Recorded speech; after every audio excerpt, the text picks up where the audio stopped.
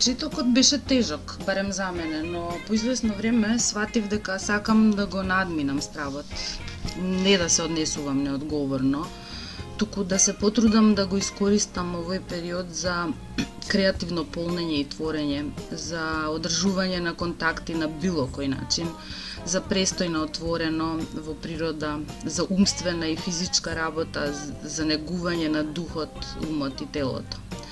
Бидејќи ова е замислено како еден вид на уметнички дневник, одлучив да споделам дел од видеата и фотографиите што ги правев во овој период и да ве пуштам во својата интима, во миговите на задоволство и среќа, бидејќи тажните и лошите и така се обидуваме да не ги меморираме или пак да ги избришеме, но ова да го направам онака брзо, како што летаат мислите.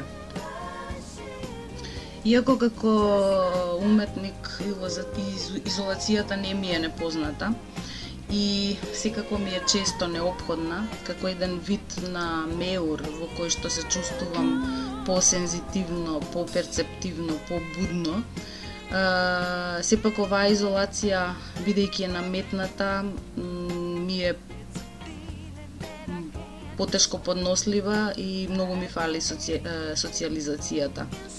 Сепак ме радува што некои од нас сваќаат колку таа, кога сега ни е ограничена, мислам на социализацијата, ни е неопходна, што покажуваме емпатија, што сваќаме колку и кому сме му потребни, а и обратно, кој и што ни е потребно нам.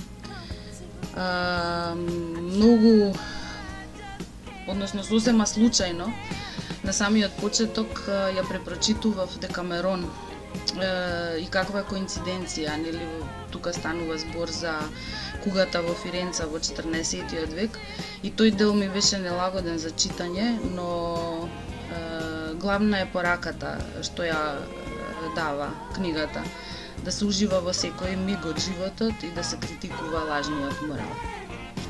Во овој период домот ми се претвори во ателје и во кабинет, а ателјето во дом се искомбинира и се измешаа работите, но кај мене така било секогаш. Јас во вистинска смисла ја немам сопствената соба на Вирџинија Вулф.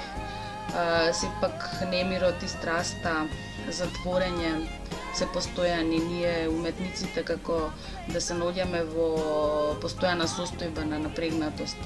Може би ова време ќе помогне да се воспостават вистинските вредности. Сакам да завршам со мисла, односно парафраза на Елиот. Меѓу раѓањето на идејата и создавањето, односно креирањето, меѓу појавата на емоцијата и одговорот, односно реакцијата на неа, паѓа или се создава сенка. Ова е според мене периодот на сенката. Од нас зависи како ќе одговориме и реагираме на ситуацијата.